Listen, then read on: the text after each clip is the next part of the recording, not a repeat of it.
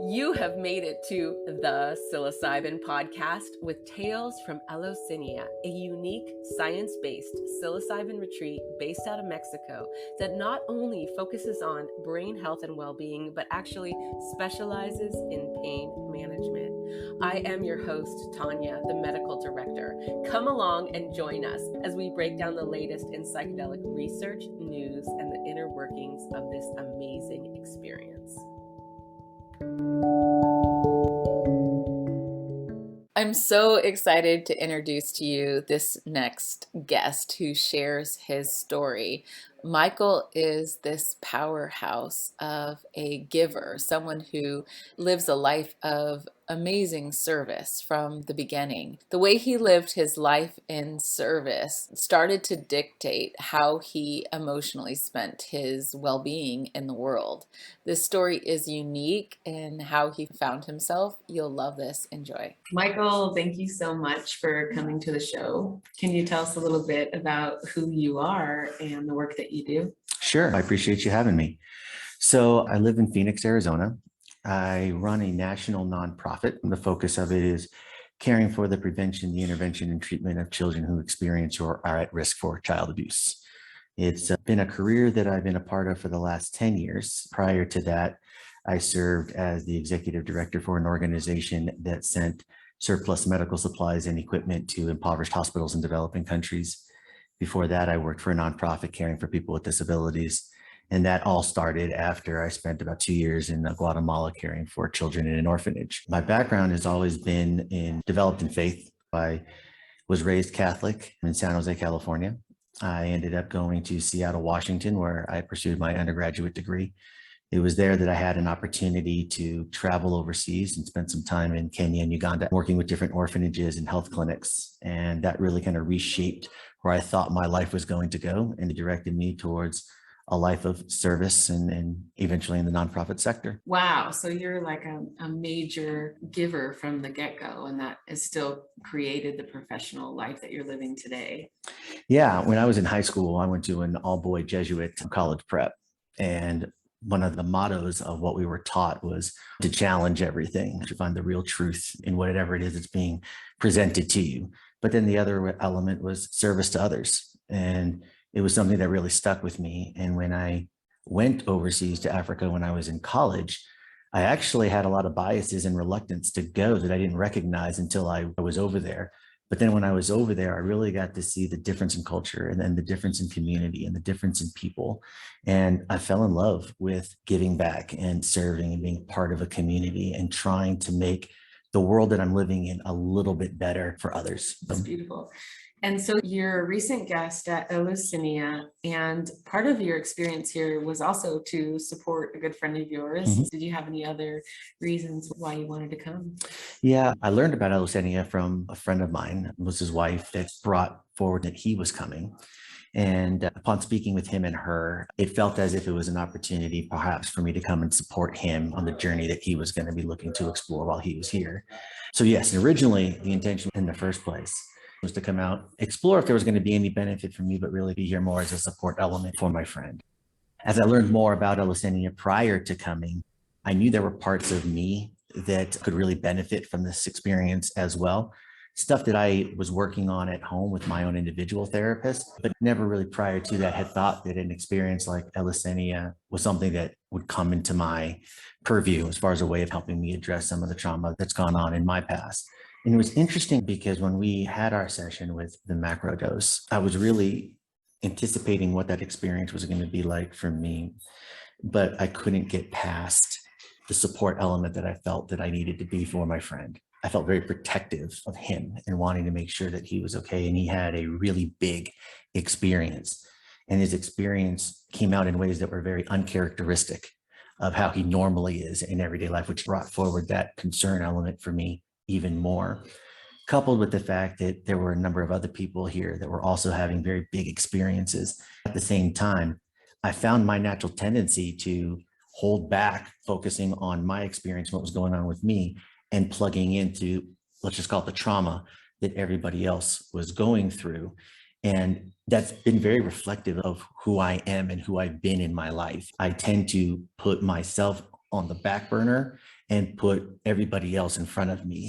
And what do I need to do, or what can I do to care for them or to provide or protect them, even at my own detriment? And I was thankful that after a small period of time doing that, Jessica and others finally gave me a sense of permission to be able to let go of my friend and everybody else in a way that allowed me to feel comfortable trusting that they had him, that they had them. And then I was able to kind of put in my own AirPods, kind of leave everybody behind me and situate myself in front of the mountain so I couldn't see or hear their experience. That was when I was really able to plug into my own experience. And upon plugging in, it was a beautiful moment. I saw a lot of shapes and geometric patterns and faces and angelic representations that made me feel very happy and very peaceful. And then I also had a moment where my own trauma and my own issues came before me. One of the challenges that I have been dealing with over the last couple of years centers around the passing of my grandmother, who was essentially like a third parent to me. I was born in New York, and when we relocated to California, both of my parents needed to work 2 jobs each, which meant that there wasn't anybody that was really home for me, and then eventually my younger sister as well. And so my maternal grandmother came out from Puerto Rico, and she helped take care of me. And we became very, very close. And most of my childhood experiences that I reflect back on and think about involve her and the love that we shared. One of the things that we would do every night after dinner is we would make popcorn. And then I would go up to her room and I would lay down with her in her bed, and we would have popcorn and we would watch her novelas, and we would laugh and we would joke and sometimes talk shit. And I mean, it was just a wonderful person in my life. And when I graduated college and I moved to Guatemala, I really thought that I was going there and that was it. I was just going to let that experience in Guatemala and caring for the children at the orphanage just guide whatever the next path was for me in front of me. And when I received word that she was going sick and her condition was getting worse, and they didn't know how much longer she was going to live, that's what brought me back to the States. And I came back really thinking, I just spent a couple of years caring for 33 children, and we built a school and we built a church and we expanded programs and services. Caring for my grandmother obviously is not going to be that hard. And I was wrong. She suffered from TIAs. And I couldn't get her to just stay down. I couldn't get her to just relax. And I wanted her to just stay still because she was safe. And anytime that I would turn my back and she would get up and she would do something, she would bruise herself or she would injure herself. And I felt this challenge of, I can't keep you safe. And it just grew this real sense of failure in the biggest ways inside of me. And then we ended up putting her into a convalescent home near where my parents lived so we could visit every day. But I didn't realize how strong that sense of failure was inside of me. And then when she was getting towards her latter days, she was on life support. And there really became a decision: do we keep her alive or do we let her pass? And it was a really hard moment, especially for my parents. We had a priest that was there to give last rites if that was a decision that we needed to make. And I remember my mom crying at my dad and not knowing what to do. And they looked at me and they're like, Michael, what are we going to do? What do we do here? And it felt very much like the decision was being placed on me. And I made the decision to let her go. It was the hardest decision that I've ever had to make in my life. And it followed a period of time where I felt like I failed her so badly that I just bottled all of that emotion down. I'm half Puerto Rican, half Italian out of New York. So we're very loud, passionate, assertive people. Crying has never been a comfortable emotion for me to experience or to witness. So typically it's always come out in anger and frustration. And so oftentimes from that point forward, they would always be like, Michael's so angry. He's so aggressive. He's so assertive. What's going on? And it would be the littlest things at times that would trigger me. And then as my children were born and my family was growing the last few years, I'd be sitting on the couch and no reason at all, I would just start tearing up and crying. And because tears and sadness is such a difficult emotion for me, I would bottle it up and then I would try to release it in other ways, activities or whatever. But I could never escape the sadness. The sadness was always there.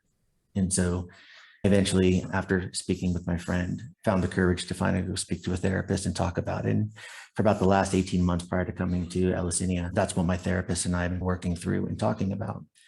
So when I was finally able to plug in and have my own experience, after kind of going through a period of kind of seeing the geometric dimensions and then the angelic faces and so much peace and comfort, I found myself in this cloud. And in this cloud, I found a sense of expression to me to let go. And I can recall saying, I'm trying and I'm trying, but I can't, and tears just streaming out my face, and I'm crying. I was laying on the couch out in front of the mountain, and it almost felt like an altar for me. And I kind of felt like I'm just sacrificing everything that I've been storing up inside of me and trying to let that all go. And then I remember telling myself, you just catch yourself, because I felt like I was falling. Just catch yourself, catch yourself. And that eventually got me to a place of calm and peace. And I redirected over to a hammock where I felt like I was in a cocoon. And I didn't see a face, I didn't hear an audible voice, but I just kept laughing. And the laughter that I was feeling and expressing felt so much like the laughter that I used to have with my grandmother when I was laying with her in her bed when I was such a younger boy.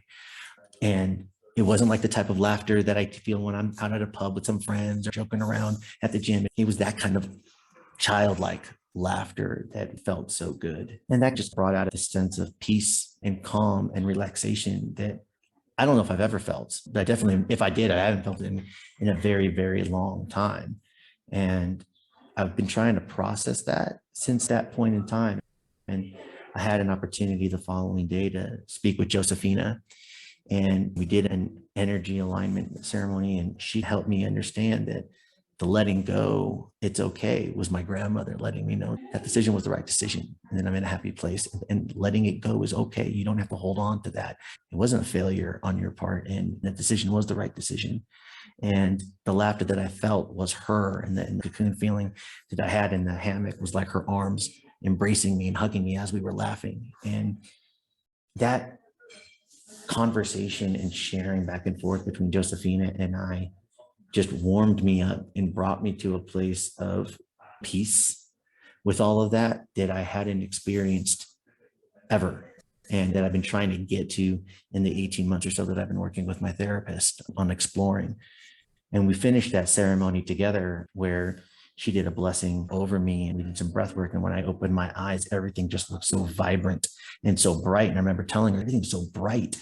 And she was sharing with me that that's my aura that I've never been able to see, and the beauty of my aura, because I've always placed so many other trauma and so many other people and so many other things in front of me out of that intention to serve, that I've never been able to look at my own light. And I'm so thankful for that moment and for that experience. Wow. So it really did literally bring to light that redirection and reflection. Do you think that you have the capacity to take that home?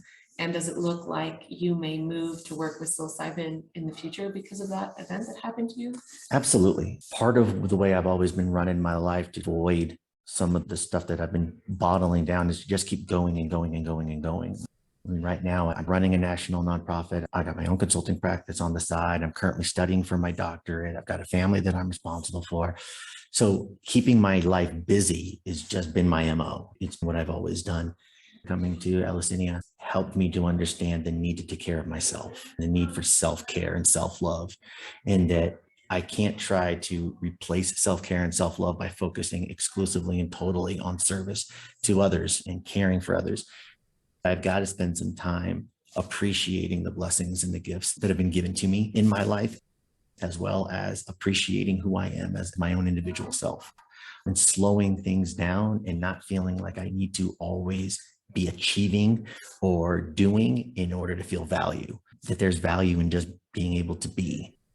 And I do believe that staying with the mushroom experience is going to help me continue to channel back into that and focus on that. I'm excited to cultivate my own in an effort to feel that connectivity between creating and then experiencing that creation. So that is one of the things that I'm really looking forward to. And then sharing that experience again, continually with my friend, as I know that this is something that he wants to continue carrying forward as well. So continuing to share and bond together and grow together and heal together in that way, as well as the community of relationships that have come, not just from those that were with us on this particular retreat, but those that have come before us and those that will come after us. I wanted to ask you about that. Do you feel closer to the friend that you brought, or that you guys came together? Do you feel like it was an expanding experience for you to witness each other move through that? Absolutely. I mean, he and I have been very close friends for more than 30 years. So we know each other very well, and we've got tons of stories and experiences over the years. This is completely different and new, because unlike the typical adventures and trips and experiences that we do, this opened up elements of vulnerability that we typically don't get into when we're together. His experience in particular was so big. The only way that I could probably characterize it is it's a 180-degree difference from who he normally is every day, from what he was saying, from the way he was behaving, everything, a complete 180. Another way of looking at it, it was almost as if you turned him inside out, because what came out was everything that was inside that you don't ever get to see. And that's what I expressed to him when we were talking afterwards. As chaotic, for lack of a better word, as that experience was, it was beautiful because it was an expression of everything inside of him that you don't ever get to see. And it's probably very, very difficult to articulate with words. And I was honored to be a part of witnessing that and seeing not just the beauty of his inside come out, but the transformation and healing of all of that has begun. It's not over, but it's begun. And at the same time, being able to have my own vulnerability be shown and expressed and feeling safe in the ability to do that. I think that's definitely brought us closer. I'm expecting probably a lot more conversations between he and I as we're continuing to unpack and process. Did your therapist that you've been working with know you were coming? Yeah, I told her prior to coming. It was interesting because she's had interest in exploring that both for herself as well as for her practice. And so I know she expressed, I can't wait for you to come back because I want to hear all about that experience. But now it's just, how do I continue to unpack and process what came? Because for me, it wasn't just the healing, some of the trauma and guilt that I felt related to the final moments with my grandmother.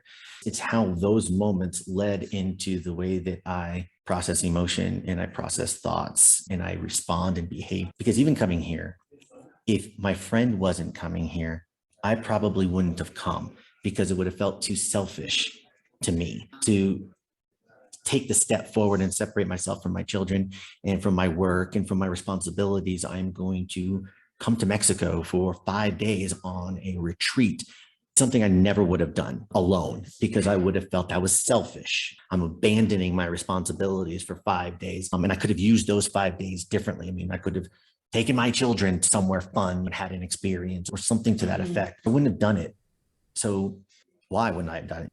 I need to continue to learn that self-care and self-love and working on things that allow me to connect are not selfish in a bad way. They're selfish in a necessary way. Those are some of the things that I want to continue to work on going forward. And when I'm starting to have moments of sadness, or I'm starting to have moments of grief, or I'm starting to have moments of guilt, what is a better way of being able to identify those and address those than trying to occupy that with busy work, with activity? Wow. So you feel like you've seen this whole spectrum, and I feel like I've got the honor to meet you, and I see the full spectrum. On the one hand, a super powerhouse and an extraordinary giver, and also that incredible protector, and then opening up to this opportunity to listen to different cues instead of going in that loop and not having this other side of the shore. Right. Exactly. And I know there's going to be that temptation to fall back into the normal pattern of you still got work, you still got family, you still got school, you still got all the stuff in front of you.